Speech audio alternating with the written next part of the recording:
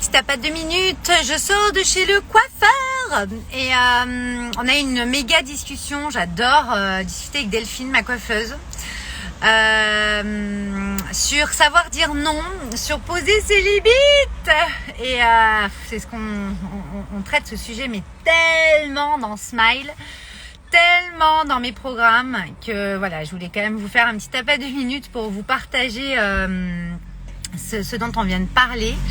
Elle me disait mais c'est hyper dur, et puis en fait on est égoïste dès qu'on dit non et puis il faut se justifier. Elle me dit j'ai même vu une conférence business l'autre jour où la personne a fait la conférence et nous a dit que pour apprendre à dire non en tant qu'entrepreneur dans son entreprise par rapport à ses salariés, par rapport à ses clients, etc., il fallait se justifier. Et alors moi j'ai bondi.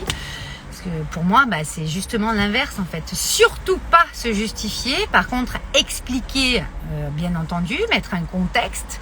Si la personne, entre guillemets, ne saisit pas le non ou ne le comprend pas et pose une question où on voit que sur son visage il y a un petit souci, bien entendu, expliquer le contexte. C'est hyper important de mettre le contexte. Mais jamais de la vie se justifier. Enfin, moi, j'ai passé je me souviens, j'avais une période où vraiment je travaillais là sur ce savoir dire non, sur poser mes limites, parce que voilà, je suis le genre de personne assez altruiste qui m'adapte beaucoup aux autres, etc. Bon, ce qui est toujours le cas, mais j'ai vraiment appris à poser mes limites et à savoir dire non, parce que c'est ça, s'écouter et en fait, j'ai vraiment, on a vraiment une belle discussion en fait à propos de ça. Donc, je sais pas ce que vous en pensez. Vous pouvez me dire en commentaire si vous voulez. Est-ce qu'il est nécessaire de se justifier quand on dit non à quelqu'un ou à quelque chose, quand on pose ses limites? Moi, je pense que surtout pas de justification. Par contre, expliquer le contexte. Là, par exemple, je lui donnais l'exemple parce qu'elle comprenait pas ce que je voulais dire quand je lui ai répondu ça, et je lui dis par exemple. Donne-moi un exemple. Elle me dit, tu vois, ma salariée, par exemple, me demande une semaine de vacances, là, elle me dit, mais on est débordé et tout. Enfin, c'est même pas la peine, c'est pas du tout le moment, et ça sera un peu plus tard. Et elle me dit, mais tu vois, je lui ai dit non, et normalement, j'ai pas besoin de me justifier. Tu vois, mais tu vas pas te justifier, mais par contre, tu peux lui donner le contexte. Ta salariée, c'est pas elle qui a créé l'entreprise, c'est pas elle qui gère l'entreprise. Elle n'a pas tous les tenants et les aboutissants, peut-être à son âge. Parce que bon, en l'occurrence, pour elle, elle avait 20 ans. Et je lui dis, elle ne sait peut-être pas pour quelle raison, pas pourquoi, parce que la justification, c'est pourquoi, mais pour quelle raison. Donc, c'est le contexte, comme quand on explique à un enfant pourquoi on lui dit non, comme quand on explique à quelqu'un le contexte de quelque chose qui vient de se passer.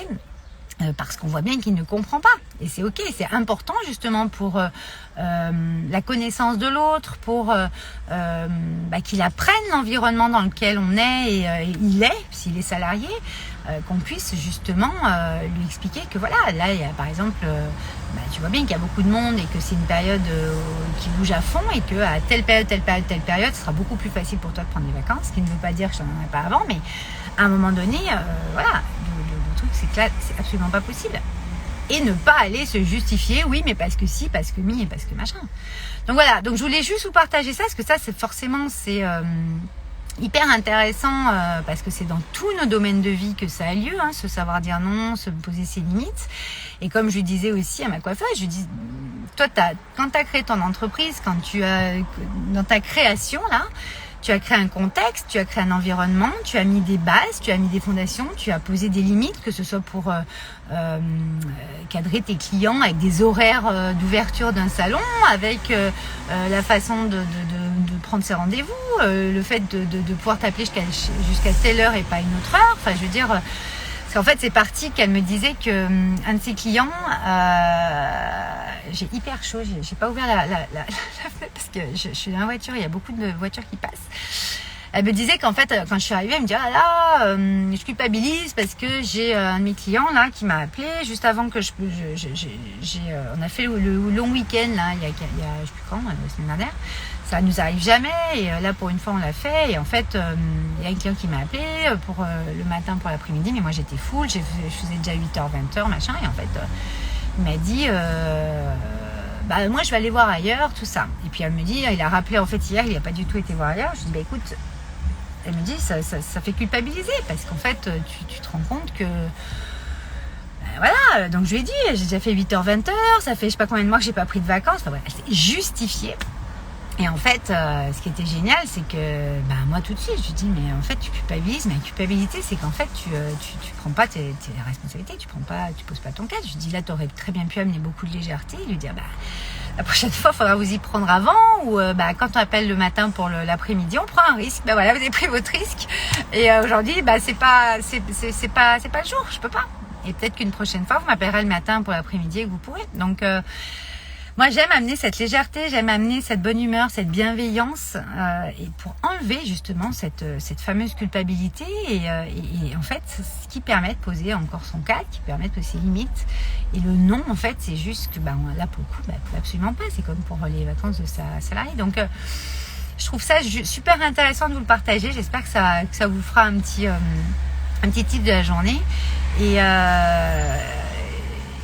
voilà, et en partant, elle me disait que c'est vrai que elle me dit oui, mais dans le business, je dis oui, mais tout est lié, que ce soit le business ou que ce soit ta vie pro, perso, familiale. Enfin, je veux dire, quand un enfant lui dit non, c'est pas pour lui dire non pour lui dire non. Là, il y a des camions.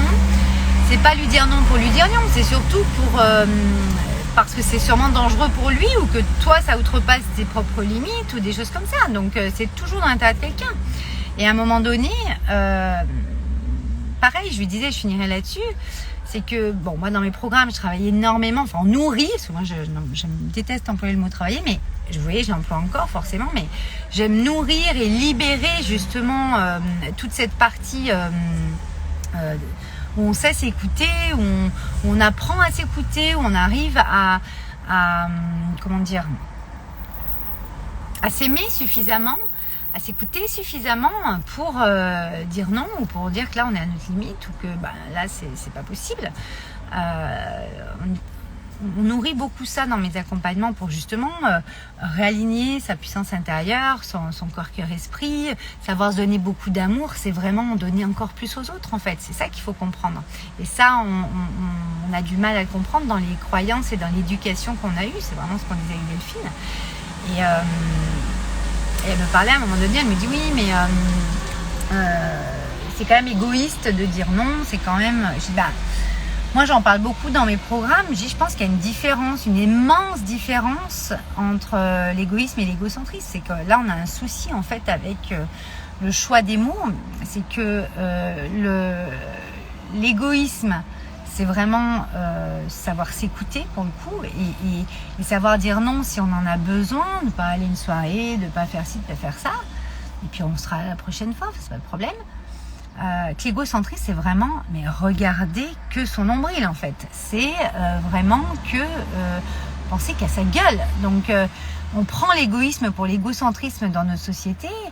Et je pense que c'est important de modifier ces codes-là, de modifier justement cette vision du monde qu'on a de dire elle est égoïste parce qu'elle pense qu'elle.